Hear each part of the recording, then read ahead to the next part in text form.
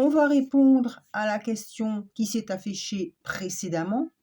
Alors oui, on entend souvent ça, mais les huiles végétales ne remplacent pas vraiment un protecteur thermique formulé pour la chaleur. Et voici pourquoi.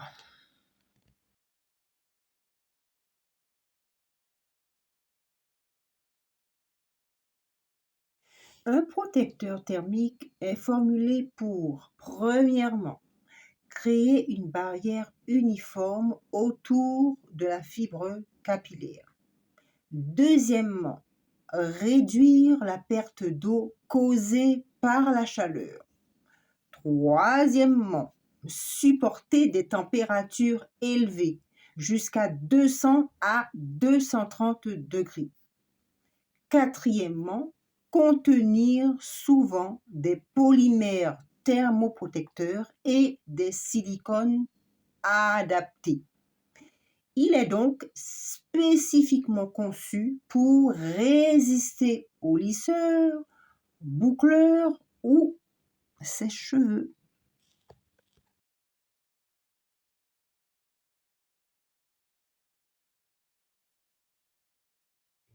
Les huiles végétales, coco, argan, jojoba, olive, avocat, etc.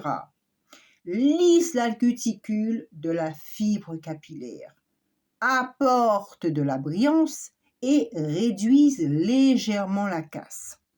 Mais elles ne sont pas conçues pour protéger à haute température.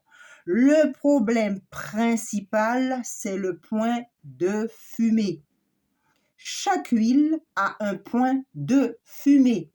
C'est la température à laquelle elle commence à se dégrader. Lis ce que je viens de marquer.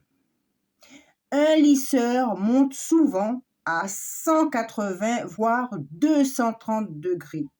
L'huile peut chauffer, se dégrader, voire cuire la fibre capillaire.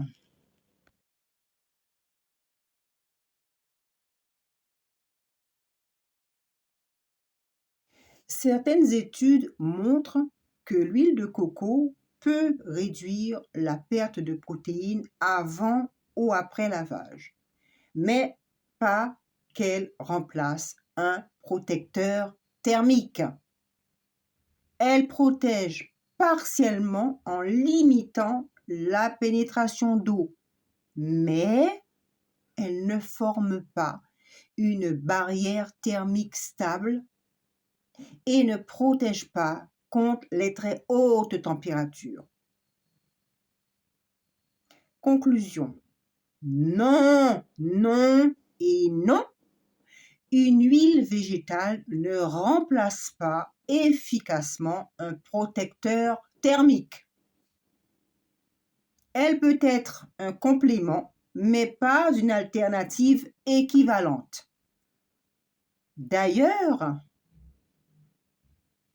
appliquer une huile avant le lisseur peut même augmenter les dommages si la température est très élevée.